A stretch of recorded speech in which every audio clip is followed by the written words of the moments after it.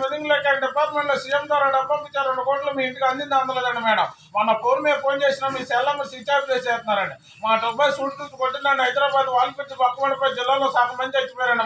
మా డబ్బాయి మన ఎమ్మెల్యే గారి డబ్బాయిగా పోటీలో వచ్చి హైదరాబాద్ విశ్వజాహం వేసామండి. ఆ డబ్బాకి అడికెళ్ళిపోయిందండి. మా డబ్బాయి మునితో తేలతో బయటకు వచ్చిందండి సార్.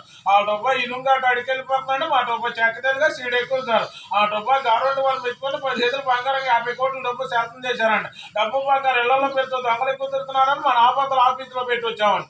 మొన్న బొంబాయిలో తెల్లవాళ్ళ మీద యుద్ధానికి వెళ్తాక ఎమ్మెల్యే గారు ఫోన్ చేశారండి. తగిలించుకు వెళ్తామని చిన్నగా వెళ్తుంది. ఆటో మీద ఆచిపోయిపోయిందో శనగారం మీద చూడు ఎక్కువైపోయిందో 2 కాలు చెటగా మీద వెళ్ళాము.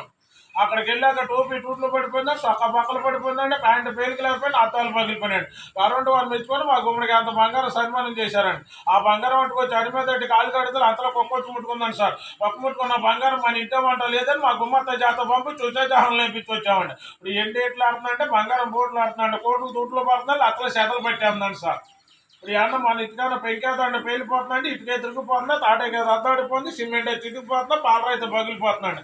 అందుకే ఒకటో రంగు కలప పంపిస్తున్నాడు. ఏమే స్కల్ప అంటారండి, ఒబ్బ స్కల్ప జిల్లేడు కలప కెక్కేసి పుల్ల సేంత మొదలు పుట్టు కర్ర కెటికే పోసనాలు తామర కప్పు కొడి బియ్యచ్చు వరిగడ్డ అవసరాలండి. ఆ గురుగారు కలప ఆఫ్ చేయలేక మూవ్ చేయలేక హైదరాబాద్లో 494 బిల్డింగ్లు కట్టించామండి.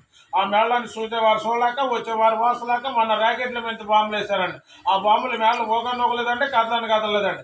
మన పైన ఉదాహరణ తుఫాను కాలుతో మీద మొత్తం సముద్రంలో కూలిపోయాయండి. కూలిపోయిన మా గురుగారు డబ్బుకి దానానికి ఏం లోటు లేదండి. మా గురుగారు అమ్మమ్మ గారు తగ్గిన అమ్మ లగ్నం ఒకసారి వచ్చేసినాయండి. ఇన్నోటి పేరంటాలు ఆరుతలు పారండి మన బొమ్మ నుంచి పేరంటాలు తిప్పేసామండి.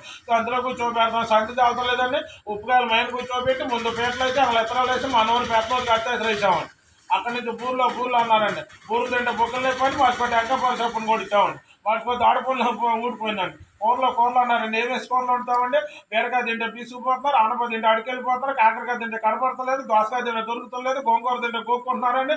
ఏడు సొక్క ఎప్పుడు పెట్టి కెసాలు పెట్టి తాలింపు చేసామండి సాంబార్.